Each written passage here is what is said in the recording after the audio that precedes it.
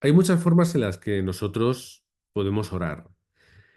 Dios tiene un método, por así decirlo, en el cual Dios quiere respondernos, porque la oración no es la petición de un hijo a un padre, tal cual, porque el hijo siempre va a tender a orar o a pedir de una forma muy egoísta y además de una forma irresponsable.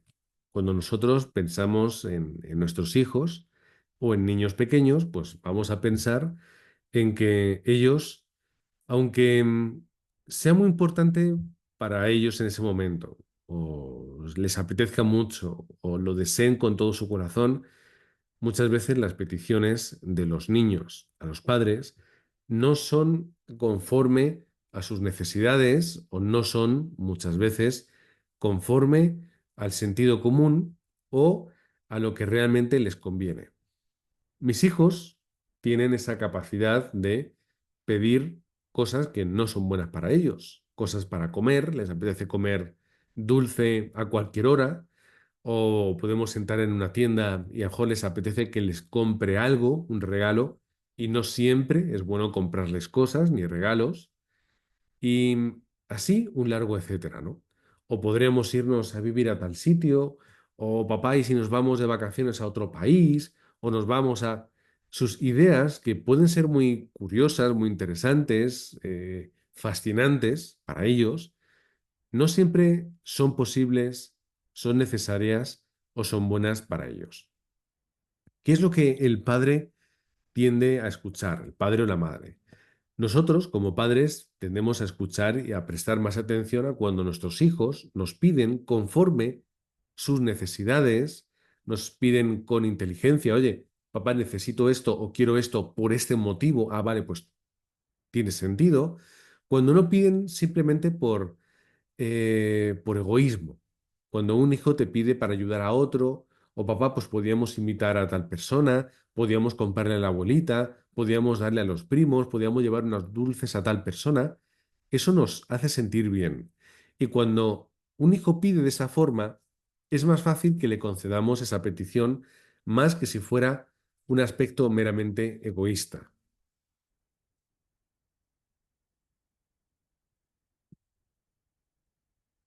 Perdón. Por eso en la introducción vamos a ver que tenemos primero la oración a tiempo marcado. ¿Qué quiere decir la oración a tiempo marcado? Son esos tiempos concretos en los cuales yo oro de una forma concentrada, ¿vale? Nosotros siempre decimos, los dos mejores tiempos para orar son la mañana y la noche, porque por la mañana tú estás comenzando el día y conforme tú comiences el día, así va a ser. Si tú comienzas el día y comienzas enfadado, perdón, o con una mala noticia, es muy fácil que el día vaya mal.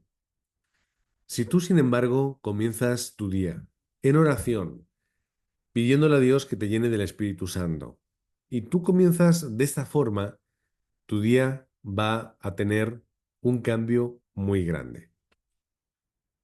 Cuando esto se convierte en nuestro hábito, la oración a tiempo marcado, entonces vemos que lo que yo hago por la mañana y por la noche tiene un gran impacto durante el día y las circunstancias que ocurren durante ese día empiezan a cambiar. Empiezo a mirar con otros ojos lo que me rodea, a las personas, las circunstancias. Comienzo a tomarme de una forma diferente lo que me ocurre, incluso las cosas que aparentemente son malas y empiezo a vivir de una forma diferente. Esto es lo que llamamos oración continua, cuando yo constantemente todo lo que hago y todo lo que veo lo llevo a la oración. Y no hace falta que sea una oración de sentarme, juntar las manos, cerrar los ojos y orar, sino estoy hablando de que todo es una conversación entre yo y Dios, o Dios y yo. Todo es una conversación y es algo que yo estoy constantemente conectando con el Padre. Y como todo lo veo con ojos espirituales y estoy viendo que hay un plan de Dios en todo momento y que todos los lugares a donde yo voy es el campo donde Dios me ha llevado para resplandecer la luz de Cristo, entonces constantemente estoy conectando con Dios de una forma más consciente, de una forma más inconsciente, de una forma más directa a través de palabra o de oración, o simplemente a través de mi pensamiento ya estaré orando. Por ejemplo, cuando yo veo o entro en mi lugar de trabajo y me llega un pensamiento y digo, ay, ¿podré compartir el Evangelio con alguien? ¿Alguien hoy estará preparado para escuchar la palabra de Dios? Aunque no sea una oración, es una oración directa, pero sí lo es de una forma indirecta. Yo ya estoy conectando con Dios, estoy conectando con su plan, estoy abriendo los ojos y me estoy preparando para la evangelización del mundo. La oración a tiempo marcado nos lleva a la oración continua. Y una oración continua lleva a unas obras de Dios enormes y absolutas. Los ejemplos que he puesto aquí, por ejemplo, Hechos capítulo 3 versículo 1, los discípulos van a la hora que estaba marcada para orar al templo y de camino se encuentran con el cojo al que le dan respuesta. La oración continua, pues lo que dice Pablo a los Efesios en el capítulo 6 versículo 18, estar orando constantemente. Las obras de Dios que llegan cuando esto es una realidad en nuestra vida es, por ejemplo, lo que ocurre en el capítulo 2 de Hechos, que es el momento en el que la gente se convierte, se predica el Evangelio en el campo sin impedimento, incluso sin conocer el idioma. Estamos juntos, la iglesia junta, unida, con el mismo corazón, compartiendo el mensaje. La gente llega porque necesita encontrar esta respuesta. Las obras de Dios son ilimitadas y absolutas e infinitas, pero no puedo alcanzarlas si no es cuando yo estoy de verdad en esa oración que da respuesta. En primer lugar, el primer punto de los tres que vamos a ver hoy nos habla del orden que Dios desea. Por ejemplo, cuando nosotros vemos a los remanentes de la Biblia, y aquí siempre recordamos lo mismo, remanente es el que permanece, el que perdura. Es un término muy bíblico. Y encontramos a siete figuras, siete personajes, siete remanentes que en mitad del desastre, en mitad de los problemas, de la destrucción, Dios los levanta para restaurar. El primero, José, tuvo esa respuesta. Él se aferra al pacto, recibe el mensaje de Dios, va a Egipto como esclavo y ahí es donde encuentra respuesta. ¿Cuál era su oración? Nunca pide, ay Señor, quítame, sácame. Lo que dice la palabra de Dios es que José siempre disfrutaba y experimentaba que Dios estaba con él. Era lo único que necesitaba, experimentar eso mientras que hallaba cuál era el plan de Dios para su vida. Moisés igual. Su mamá, hasta que tenía 5 años, le da el mensaje del Evangelio, le da el mensaje del pacto de Dios. Luego él se va a casa de Faraón, no olvida ese pacto que luego enraiza y cambia su vida durante los años que está en el desierto, para luego ser llamado y ser aquel que libera al pueblo de Egipto, la herramienta de Dios. Samuel, desde pequeñito, durmiendo y viviendo en el templo, se levanta como un remanente en mitad de el desastre de la idolatría y de la guerra con los filisteos. David, algo muy parecido. En tiempos donde el pueblo de Dios no estaba tan unido, tiene que levantarse David para poder llevar al pueblo de Dios al lugar donde tenía que ir, eh, en el sentido de la fe, y levantar ese templo que él, de una forma previa, prepara. Eliseo igual, momentos complicados y difíciles en los cuales ya estaba su maestro Elías, Dios tiene que levantar a Eliseo para que guíe al pueblo hacia ese lugar que le corresponde. Daniel también es arrastrado y llevado a Babilonia para que en ese lugar él pueda impactar en los reyes babilonios, así al ser un importante funcionario de la corte. Y luego llega el apóstol Pablo.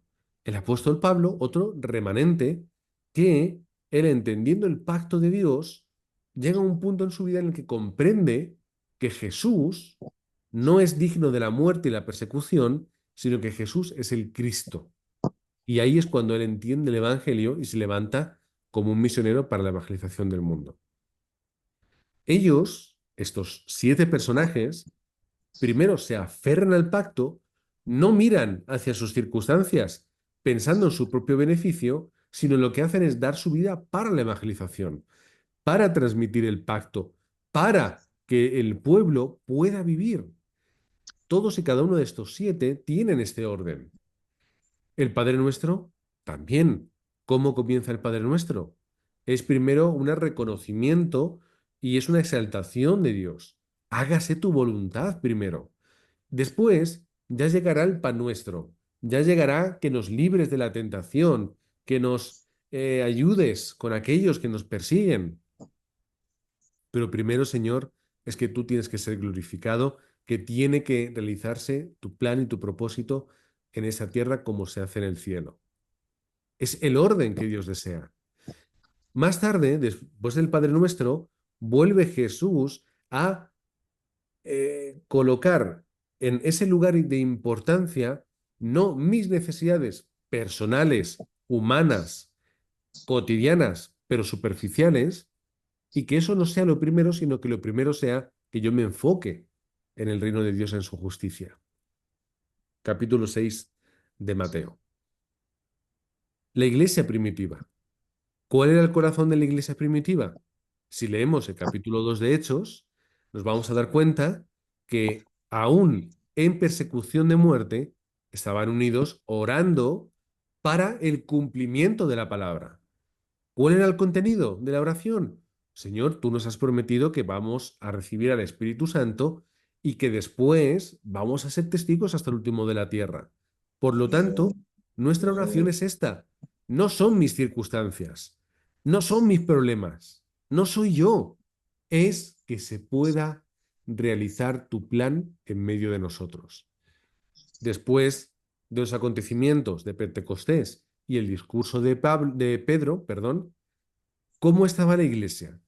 Pues del versículo 42 en adelante nos habla de que la iglesia primitiva estaba unida, orando, escuchando la palabra, compartiendo sus cosas, vendiendo sus propiedades, dándolas a los necesitados con sencillez, con alegría y sencillez de corazón.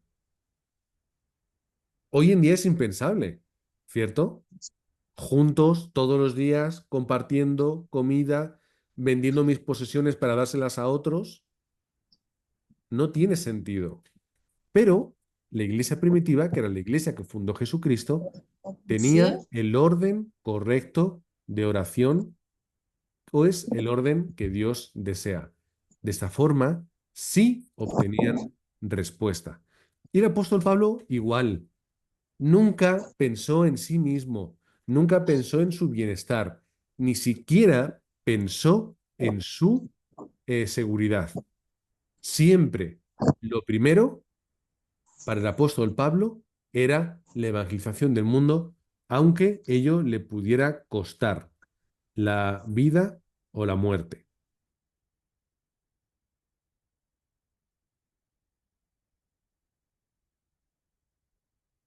En segundo lugar, el segundo punto de hoy, que lo tenéis ahí escrito, ¿qué es lo que nosotros vemos? El contenido que Dios desea, ¿vale? Estamos hablando de una forma muy amplia. Otro día ya nos podremos parar tranquilamente en más versículos. ¿Cuál es el contenido que Dios desea para nuestra vida? Pues el contenido que Dios desea es aquel que disfruta primero de nuestra identidad. ¿Quiénes somos nosotros? El versículo de siempre, Juan 1:12, a todos, más a todos los que le recibieron, a los que creen en su nombre, les dio la potestad de ser hechos hijos de Dios. Por lo tanto, mi identidad es la de ser un hijo de Dios. Por lo tanto, en mi oración, ¿qué tiene que estar? Señor, tú eres mi Padre. Es el reconocimiento a Dios. Gloria a Dios. Acción de gracias. Padre, lo que tú has hecho, lo que tú haces todos los días, lo que tú me has dado. Y mi identidad, Él es mi Padre. ¿Y quién soy yo? Yo soy su hijo. En segundo lugar, ¿qué es lo que tiene que haber? Autoridad. ¿Por qué? Porque Dios me ha dado la autoridad. Primero me da una identidad y después me da una autoridad. Oye, tú como hijo tienes poder del Espíritu Santo. tú como hijo tienes esa capacidad. Cuando nosotros leemos Efesios 2:2, ¿de qué nos habla? El principio de la potestad del aire que gobierna el mundo. Pero sin embargo, a través de la obra de Jesucristo, tenemos autoridad. Dios nos envía a predicar con autoridad. Dios dice en Romanos 16, 20, que pronto pondré, pondrá, dice el apóstol Pablo, Dios pondrá a Satanás bajo los pies de los creyentes. Yo tengo autoridad en el campo. No tengo por qué ser mentido y engañado constantemente por Satanás. Yo tengo la autoridad. Y en mi oración tiene que estar esa autoridad. ¿Quién soy yo? ¿Cuál es mi poder? ¿Quién está conmigo? ¿Quién está a mi lado? ¿Hacia dónde yo tengo que ir?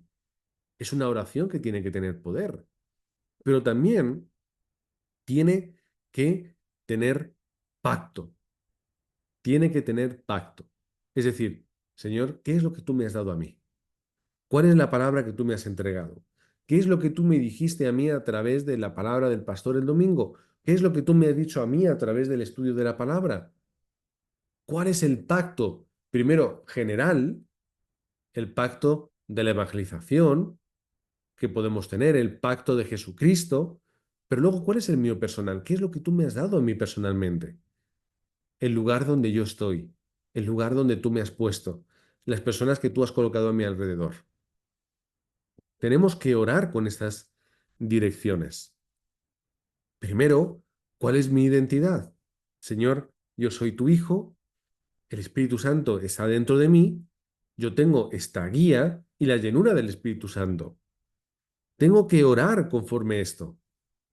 Disfruta de tu Padre, disfruta de Dios, pero disfruta de ser ese niño que no ora de una forma egoísta, sino que ora de una forma generosa, porque Dios ama al dador alegre.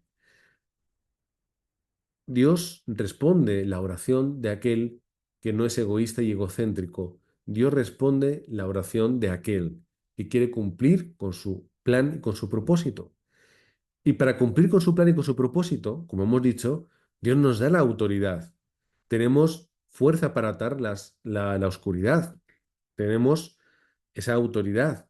Podemos movilizar ángeles a nuestro alrededor. Hebreos 9 nos lo dice. Somos reino, somos templo del Espíritu Santo, ciudadanos del reino de los cielos, y lo establecemos donde vamos.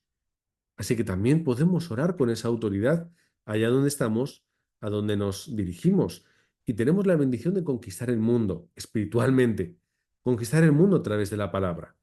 Dios nos prometió que íbamos a ser testigos hasta el último de la tierra. Dios nos envía a ir a todas las naciones predicando, levantando discípulos, bautizando. Y luego tenemos esa oración de pacto. Señor, ¿dónde tú me has colocado? ¿Dónde yo estoy? ¿Qué es lo que tú me das para hacer tu plan y tu propósito? Esta oración, si os dais cuenta, es la oración que sale de un corazón muy determinado. No es cualquier corazón, como os he dicho, es un corazón de alguien que entiende quién es, entiende quién es Dios y entiende qué es lo que Dios quiere de él. ¿Entendemos? Si nosotros enraizamos en la palabra y en el Evangelio y comprendemos estos aspectos, vamos a de una forma natural orar de tal forma que Dios nos vaya a respondernos a nosotros. En tercer lugar, vamos a encontrarnos con casos especiales. Por ejemplo, el libro de Esther es un libro muy recomendable para que lo leáis. En capítulo 4:14 y en los versículos alrededor, vemos a una Esther muy preocupada, muy fatigada, porque tiene que interrumpir y entrar en los aposentos del rey para que el rey pare esa matanza que se va a realizar sobre el pueblo judío, que él, sin darse cuenta, ha sido embaucado para firmar. Esther sabía que si entraba en los aposentos del rey sin ser llamada de una forma, es decir, que interrumpa, em, la ley indicaba que podía el rey matar a Esther sin ningún tipo de problema. Y de hecho ocurre algo parecido con una anterior esposa. Esther sabía que se jugaba la vida haciendo esto. Sin embargo, ¿qué es lo que sucede? Ella dice, mira, Mardoqueo, a una persona, como un familiar suyo, para resumir, yo lo voy a hacer. Ora tú y orad todos para que Dios me proteja de lo que va a suceder y de que Dios obre para que realmente pare esta matanza que va a suceder. Y Esther está en ese caso especial, con esa oración especial, para salvar al pueblo. No para sí misma, ni para su beneficio, para salvar al pueblo. Es decir, ella está a punto de jugarse la vida por los demás. Y Dios obró en aquel tiempo. Leedlo luego tranquilamente en casa. Hechos capítulo 12. Estaba Herodes castigando a la iglesia, atrapa y mata a Jacobo, encarcela también a Pedro, lo tiene en la cárcel. ¿Y qué es lo que hacía la iglesia? Capítulo 12 de Hechos. Juntos, unánimes en el aposento alto de Marcos y de María, su madre, orando. Señor, Señor, necesitamos a Pedro. No, que no muera más. Hay que hacer la evangelización del mundo. Orando por los desastres y los problemas que hay alrededor. Dios permitió la muerte de Jacobo, pero sin embargo libró a Pedro. En casos especiales, la Iglesia también se une para orar conforme el propósito y el plan de Dios. Esa oración tiene respuesta. Hechos capítulo 13, un poquito más adelante, la comisión de la Iglesia de Antioquía o la comisión de Pablo y Bernabé por parte de la Iglesia de Antioquía. ¿Cómo comienza aquel tiempo? ¿Cómo comienza? Dice la palabra de Dios que en ayuno, orando y siendo guiados por el Espíritu Santo, Dios les lleva a la iglesia de Antioquía a enviar a Pablo y a Bernabé para las misiones. En casos especiales, en casos concretos, tomando determinaciones importantes. Además, pensando en el campo, no de una forma egoísta. Ora y encuentra la respuesta. Ay, es que oro y Dios no me responde. Pueden pasar varias cosas, que Dios te haya respondido y no te enteres, que Dios esté esperando para darte la respuesta en su tiempo, o que la respuesta sea no y no quieras aceptarlo. Pueden pasar muchas cosas. En casos especiales, excepcionales, tomas de decisiones, ora antes. Pero lo primero, cambia tu corazón, pon el orden correcto, el contenido correcto y encontrarás la respuesta. Dios no va a responder a la oración, Señor, que me toque la lotería, o Señor, que nunca tenga enfermedades, o Señor, que nunca tenga problemas.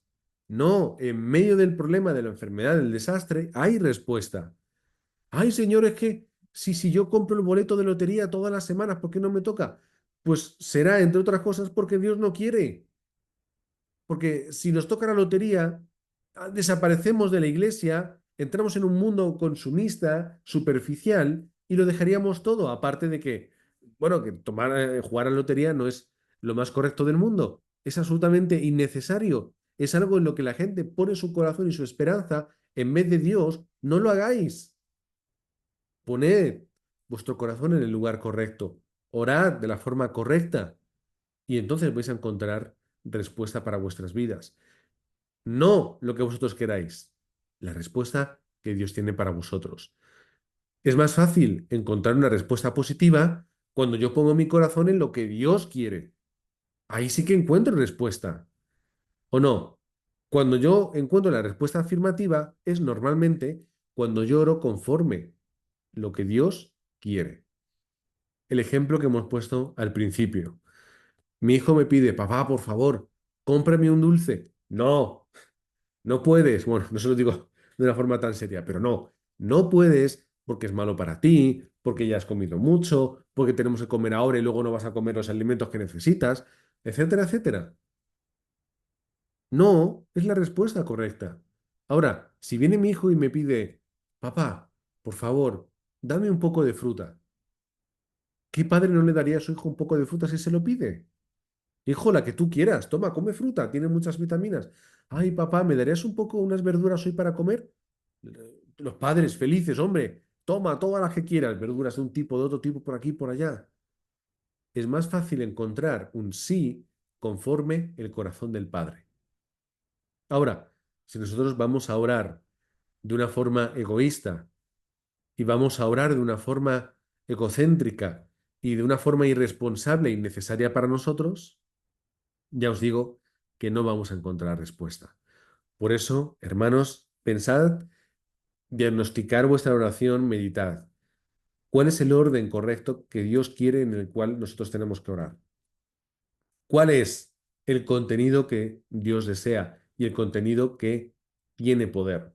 Y en tercer lugar, que yo, en casos especiales, toma de decisiones, momentos complicados, lleve, lo lleve todo en oración. ¿Qué ocurre cuando oramos de la forma correcta? Las obras del Espíritu Santo se levantan y empieza a obrar en nuestra vida.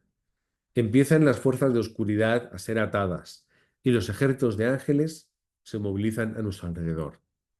Cuando yo oro, aunque no lo parezca, esto está ocurriendo de una forma espiritual. Claro, no cuando yo oro, ay Señor, regálame un coche.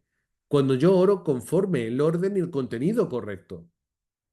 Cuando yo llego a un lugar, porque voy a visitar a mi familia, porque voy a mi lugar de trabajo o cualquier circunstancia, cuando yo oro con este contenido, ocurren estas obras.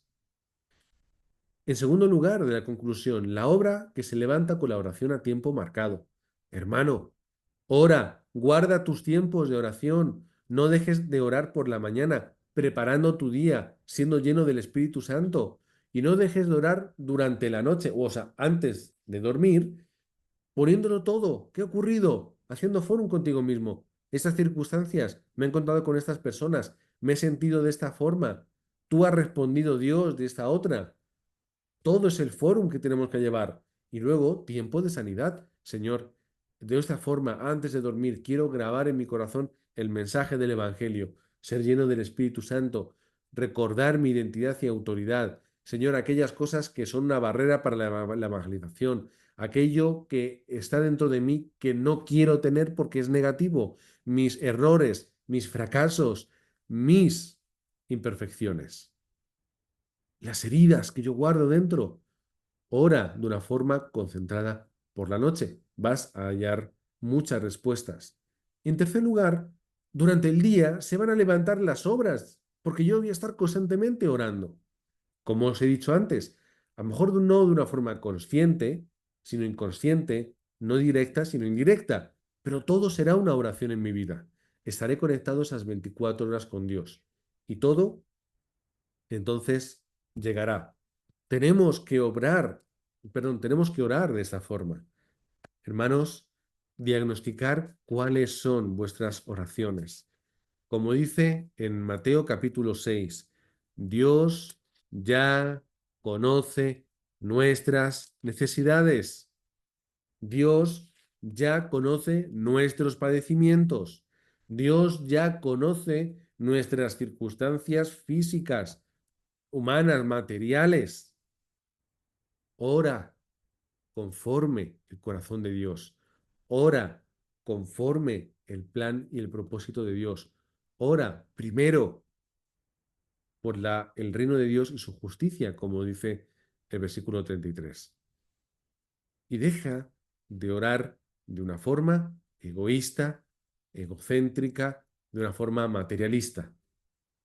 Ora realmente con el corazón de Dios y no con el tuyo. Ora con los motivos de Dios y no con los tuyos. Ora con ese contenido que te da respuesta. Primera de Tesalonicenses 5, 16 al 18. Hermanos, estad siempre gozosos, orad sin cesar, dad gracias en todo, porque esta es la voluntad de Dios para con vosotros en Cristo Jesús. Señor, gracias por ese tiempo en el cual podemos compartir la palabra, podemos enraizar en el mensaje del Evangelio, podemos hallar aquellas herramientas que, poniendo en práctica en nuestra vida, aplicando esa palabra en nuestra vida, tenemos respuesta. Señor, cambia nuestra oración, cambia nuestro corazón, cambia nuestra mente, para que de esa forma podamos obtener respuesta en nuestra vida, obtener respuesta a la oración y obtener respuesta en nuestro campo, que podamos ser ese barro en tus manos, que podamos ser herramientas útiles para ti y que nos alejemos de esos creyentes, esos cristianos, niños inmaduros que oramos con esa oración tan imperfecta que no tiene respuesta en nuestra vida. Oramos conforme tu plan y tu propósito, conforme tu corazón, en el nombre de Jesucristo. Amén.